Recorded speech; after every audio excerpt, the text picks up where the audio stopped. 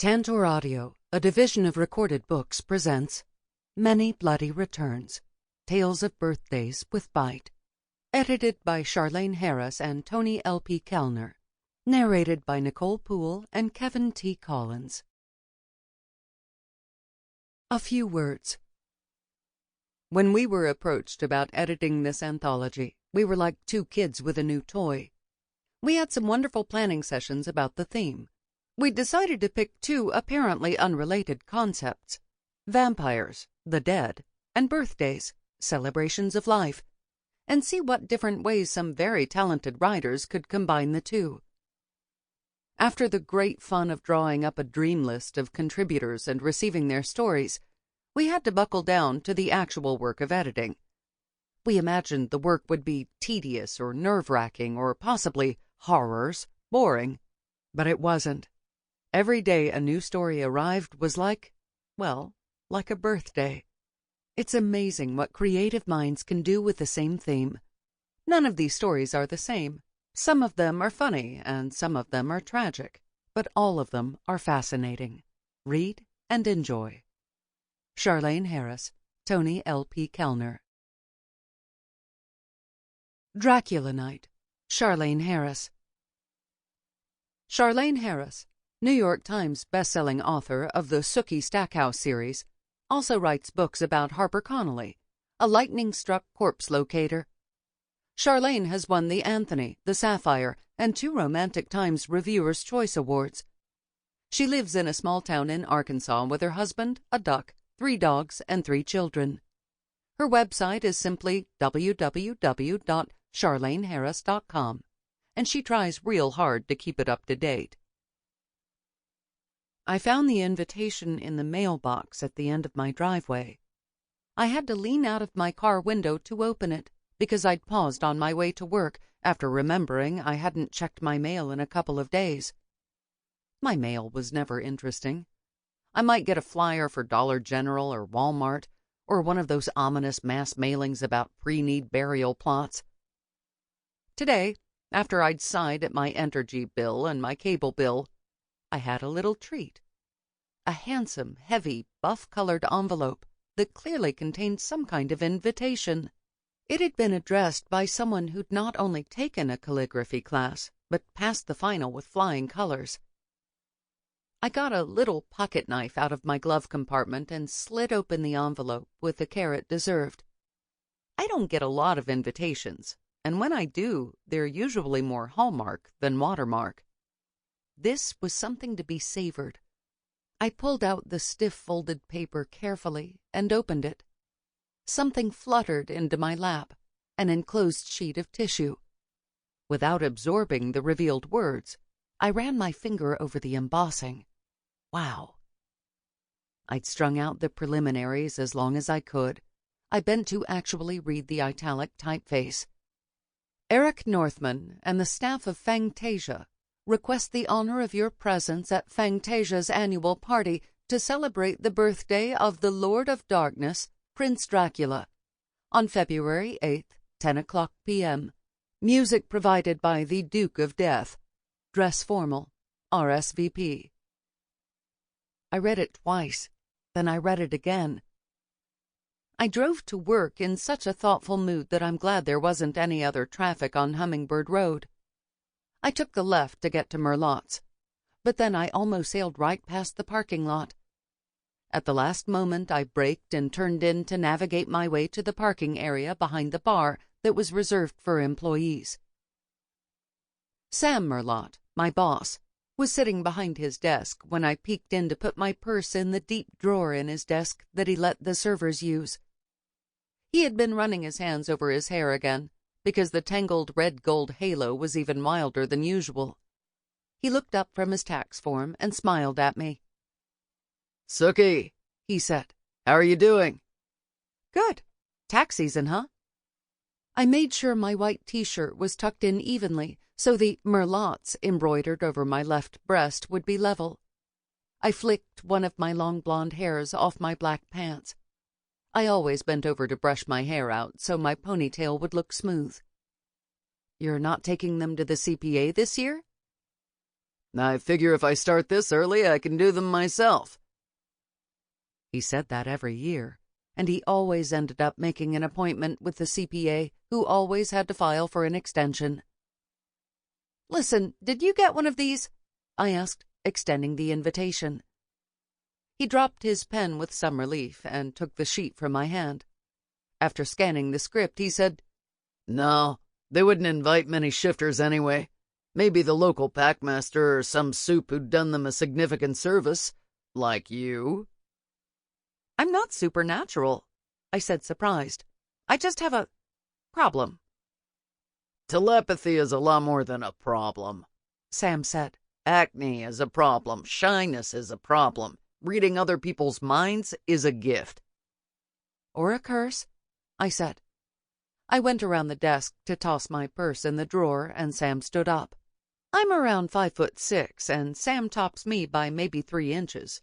He's not a big guy, but he's much stronger than a plain human his size, since Sam's a shapeshifter. "Are you going to go?" he asked. "Halloween and Dracula's birthday are the only holidays vampires observe, and I understand they can throw quite a party." "I haven't made up my mind," I said. "When I'm on my break later, I might call Pam on my cell." Pam, Eric's second-in-command, was as close to a friend as I had among the vampires. I reached her at Fantasia pretty soon after the sun went down. "There really was a Count Dracula? I thought he was made up," I said after telling her I'd gotten the invitation. "There really was," Pam said. "Vlad Tepes. He was a Wallachian king whose capital city was Targovist, I think." Pam was quite matter-of-fact about the existence of a creature I thought was a joint creation of Bram Stoker and Hollywood. "Vlad III was more ferocious and bloodthirsty than any vampire, and this was when he was a live human. He enjoyed executing people by impaling them on huge wooden stakes. They might last for hours." I shuddered. Ick. His own people regarded him with fear, of course, but the local vamps admired Vlad so much they actually brought him over when he was dying, thus ushering in the new era of the vampire. After monks buried him on an island called Snagov, he rose on the 3rd night to become the first modern vampire. Up until then, the vampires were disgusting, completely secret, ragged, filthy, living in holes and cemeteries like animals. But Vlad Dracul had been a ruler, and he wasn't going to dress in rags and live in a hole for any reason. Pam sounded proud. I tried to imagine Eric wearing rags and living in a hole, but it was almost impossible. So Stoker didn't just dream the whole thing up based on folk tales? Just parts of it. Obviously, he didn't know a lot about what Dracula, as he called him, really could or couldn't do, but he was so excited at meeting the prince that he made up a lot of details he thought would give the story zing. It was just like Anne Rice meeting Louis, an early interview with a vampire. Dracula really wasn't too happy afterward that Stoker caught him at a weak moment, but he did enjoy the name recognition. "But he won't actually be there, right? I mean, vampires will be celebrating this all over the world." Pam said very cautiously, "Some believe he shows up somewhere every year, makes a surprise appearance. That chance is so remote, his appearance at our party would be like winning the lottery. Though some believe it could happen." I heard Eric's voice in the background saying, "Pam, who are you talking to?" "Okay," Pam said, the words sounding very American with her slight British accent. "Got to go, Sookie. See you then."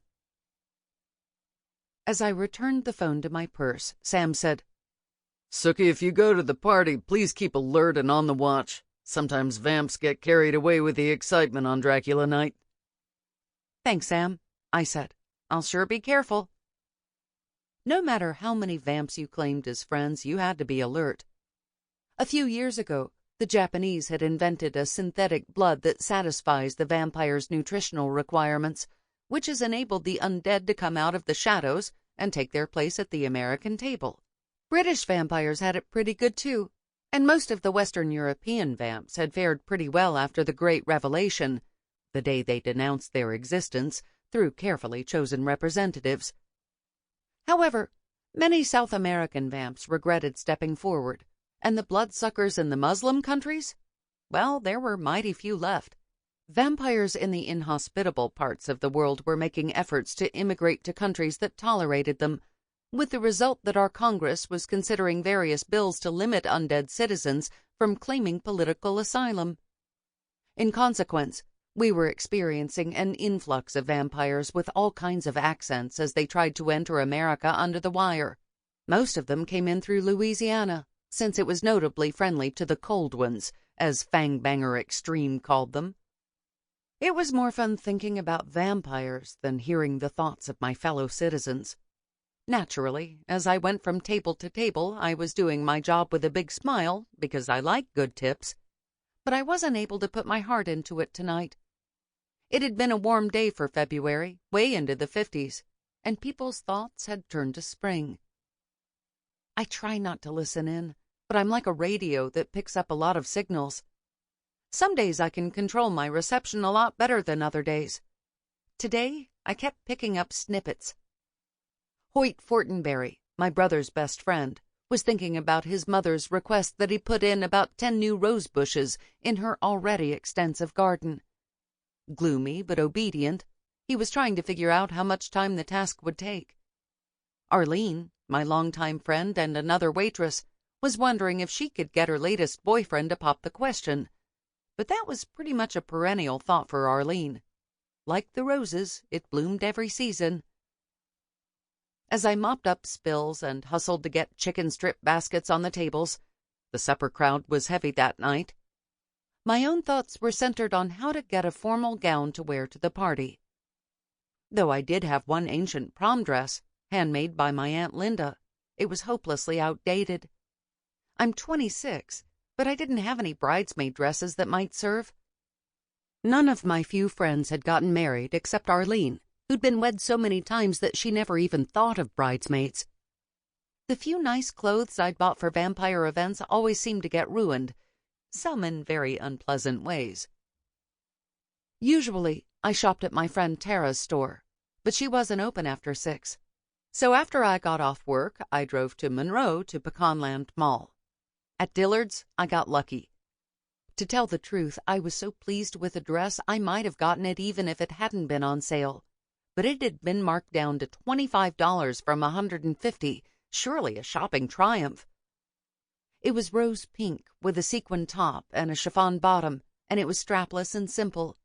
I'd wear my hair down and my Grand's pearl earrings and some silver heels that were also on major sale. That major item taken care of, I wrote a polite acceptance note and popped it in the mail. I was good to go. 3 nights later, I was knocking on the back door of Fantasia, my garment bag held high. "You looking a bit informal," Pam said as she let me in. "Didn't want to wrinkle the dress." I came in, making sure the bag didn't trail, and hightailed it for the bathroom. There wasn't a lock on the bathroom door. Pam stood outside so I wouldn't be interrupted, and Eric, second in command, smiled when I came out, a bundle of my more mundane clothes rolled under my arm. "You look good, Sookie," Pam said. Pam herself had elected to wear a tuxedo made out of silver lame. She was a sight. My hair has some curl to it, but Pam's is a paler blonde and very straight. We both have blue eyes, but hers are a lighter shade and rounder, and she doesn't blink much. "Eric will be very pleased." I flushed. Eric and I have a history. But since he had amnesia when we created that history, he doesn't remember it. Pam does. "Like I care what he thinks," I said. Pam smiled at me sideways. "Right," she said. "You are totally indifferent. So is he." I tried to look like I was accepting her words on their surface level and not seeing through to the sarcasm. To my surprise, Pam gave me a light kiss on the cheek. "Thanks for coming," she said. "You may perk him up. He's been very hard to work with these past few days." "Why?" I asked, though I wasn't real sure I wanted to know. Have you ever seen It's the Great Pumpkin, Charlie Brown? I stopped in my tracks. Sure, I said. Have you? Oh, yes, Pam said calmly. Many times. She gave me a minute to absorb that. Eric is like that on Dracula night. He thinks every year that this time Dracula will pick his party to attend. Eric fusses and plans, he frets and stews. He sent the invitations back to the printer twice, so they were late going out. Now that the night is actually here, he's worked himself into a state. So this is a case of hero worship gone crazy? You have such a way with words, Pam said admiringly. We were outside Eric's office, and we could both hear him bellowing inside. He's not happy with the new bartender. He thinks there are not enough bottles of the blood the Count is said to prefer, according to an interview in American Vampire. I tried to imagine the Vlad Tepes, impaler of so many of his own countrymen, chatting with a reporter. I sure wouldn't want to be the one holding the pad and pencil. What brand would that be? I scrambled to catch up with the conversation. The Prince of Darkness is said to prefer royalty. Ew! Why was I not surprised? Royalty was a very, very rare bottled blood. I'd thought the brand was only a rumor until now. Royalty consisted of part synthetic blood and part real blood. The blood of, you guessed it, people of title. Before you go thinking of enterprising vamps ambushing that cute Prince William, let me reassure you. There were plenty of minor royals in Europe who were glad to give blood for an astronomical sum. After a month's worth of phone calls, we managed to get 2 bottles. Pam was looking quite grim. They cost more than we could afford. I've never known my maker to be other than business-wise, but this year Eric seems to be going overboard. Royalty doesn't keep forever, you know, with the real blood in it, and now he's worried that 2 bottles might not be enough. There is so much legend attached to Dracula. Who can say what is true? He has heard that Dracula will only drink royalty or the real thing. Real blood? But that's illegal unless you got a willing donor. Any vampire who took a human's blood against the human's will was liable to execution by stake or sunlight according to the vamp's choice. The execution was usually carried out by another vamp, kept on retainer by the state. I personally thought any vampire who took an unwilling person's blood deserved the execution, because there were enough fangbangers around who were more than willing to donate. And no vampire is allowed to kill Dracula or even strike him, Pam said, chiming right in on my thoughts. Not that we'd want to strike our prince, of course. She added hastily. Right, I thought. He is held in such reverence that any vampire who assaults him must meet the sun, and we're also expected to offer our prince financial assistance. I wondered if the other vampires were supposed to floss his fangs for him, too. The door to Eric's office flew open with such vehemence that it bounced right back. It opened again more gently, and Eric emerged. I had to gape. He looked positively edible. Eric is very tall, very broad, very blond, and tonight he was dressed in a tuxedo that had not come off any rack. This tux had been made for Eric, and he looked as good as any James Bond in it. Black cloth without a speck of lint, a snowy white shirt, and a hand-tied bow at his throat, and his beautiful hair rippling down his back. James Blonde, I muttered. Eric's eyes were blazing with excitement. Without a word, he dipped me as though we were dancing and planted a hell of a kiss on me. Lips, tongue, the entire osculant assemblage. Oh boy, oh boy, oh boy. When I was quivering, he assisted me to rise. His brilliant smile revealed glistening fangs. Eric had enjoyed himself. Hello to you, too, I said tartly, once I was sure I was breathing again. My delicious friend, Eric said and bowed. I wasn't sure I could be correctly called a friend, and I'd have to take his word for it that I was delicious. What's the program for the evening? I asked, hoping that my host would calm down very soon.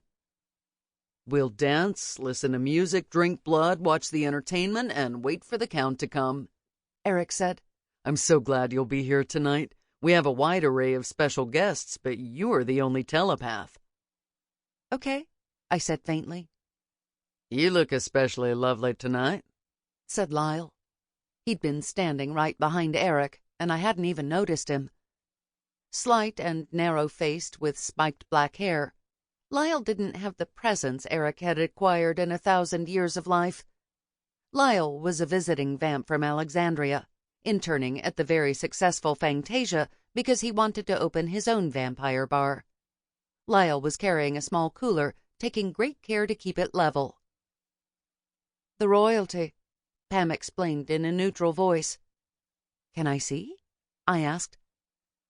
Eric lifted the lid and showed me the contents. 2 blue bottles, for the blue blood, I presumed, with labels that bore the logo of a tiara and the single word royalty in Gothic script. "Very nice," I said, underwhelmed. "You'll be so pleased," Eric said, sounding as happy as I'd ever heard him. "You sound oddly sure that Dracula will be coming," I said. The hall was crowded, and we began moving to the public part of the club. "I was able to have a business discussion with the master's handler," he said. "I was able to express how much having the master's presence would honor me and my establishment." Pam rolled her eyes at me. "You bribed him," I translated. Hence Eric's extra excitement this year and his purchase of the royalty. I had never suspected Eric harbored this depth of hero worship for anyone except himself. I would never have believed Eric would spend good money for such a reason either. Eric was charming and enterprising, and he took good care of his employees. But the first person on Eric's admiration list was Eric, and his own well-being was Eric's #1 priority. "Dear Sookie, you're looking less than excited," Pam said, grinning at me.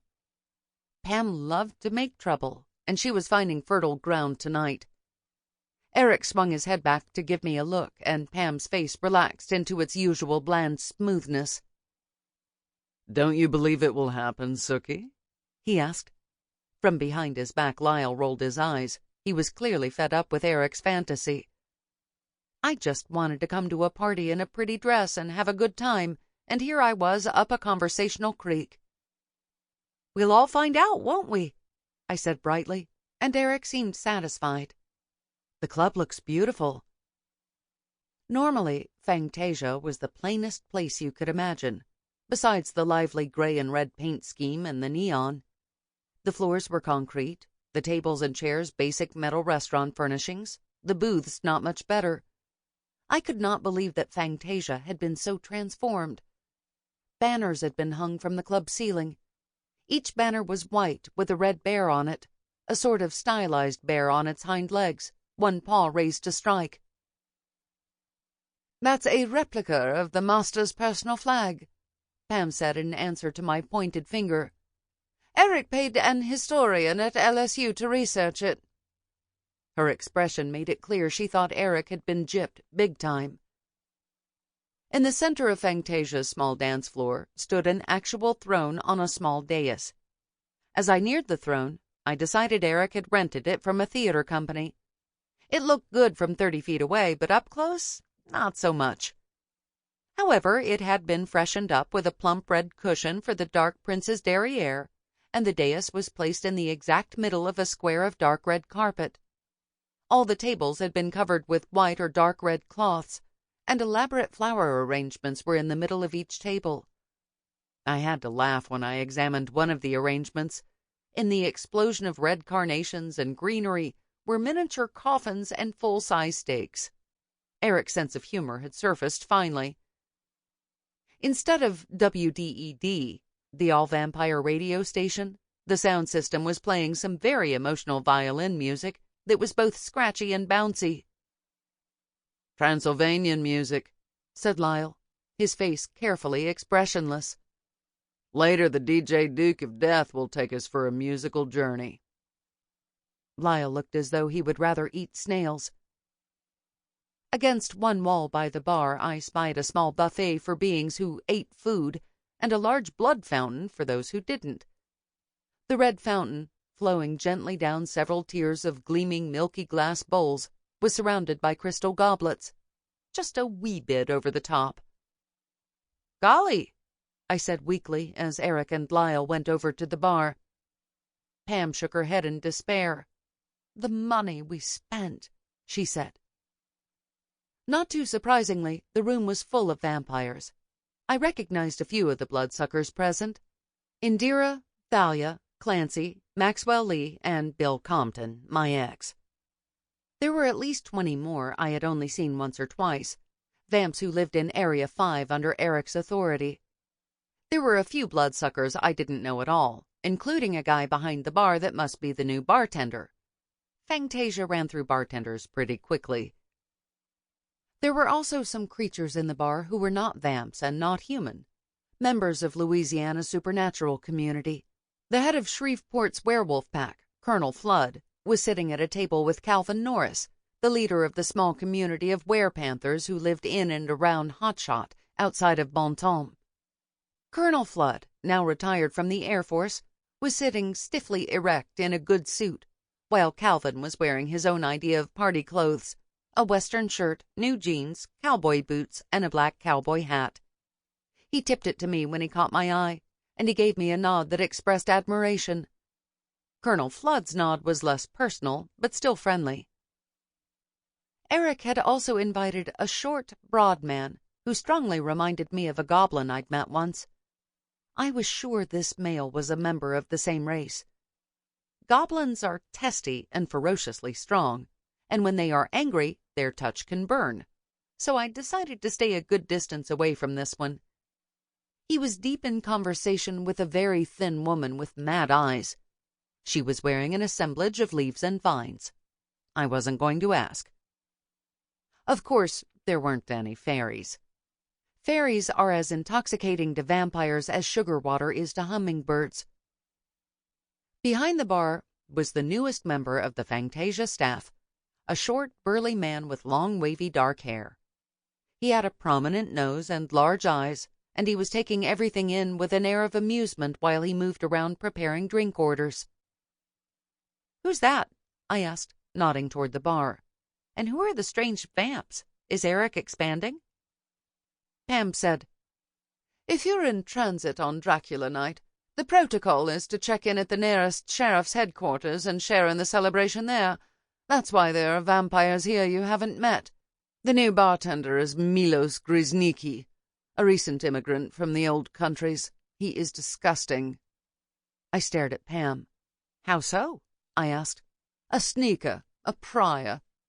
I'd never heard Pam express such a strong opinion, and I looked at the vampire with some curiosity.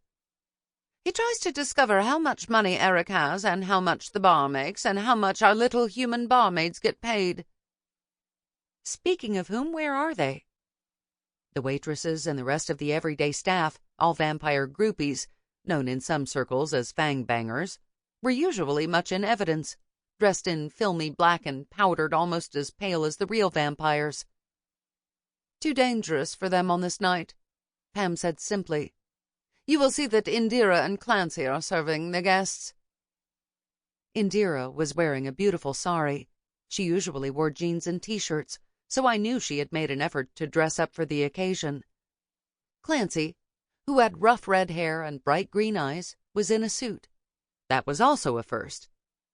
Instead of a regular tie, he wore a scarf tied into a floppy bow, and when I caught his eye, he swept his hand from his head to his pants to demand my admiration. I smiled and nodded, though truthfully I liked Clancy better in his usual tough guy clothes and heavy boots. Eric was buzzing from table to table. He hugged and bowed and talked like a demented thing, and I didn't know if I found this endearing or alarming. I decided it was both. I definitely discovered Eric's weak side. I talked to Colonel Flood and Calvin for a few minutes. Colonel Flood was as polite and distant as he always was.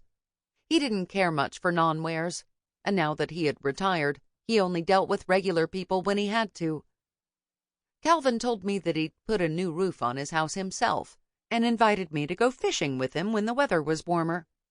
I smiled but didn't commit to anything. My grandmother had loved fishing, but I was only good for 2 hours. Sample complete. Ready to continue?